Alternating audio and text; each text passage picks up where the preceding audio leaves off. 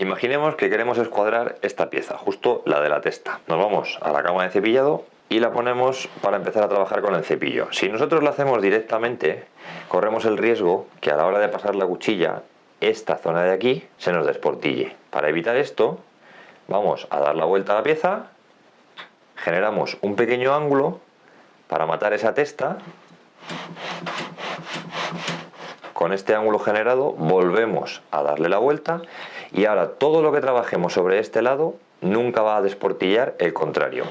Es muy importante también tener el cepillo muy afilado para trabajar las testas.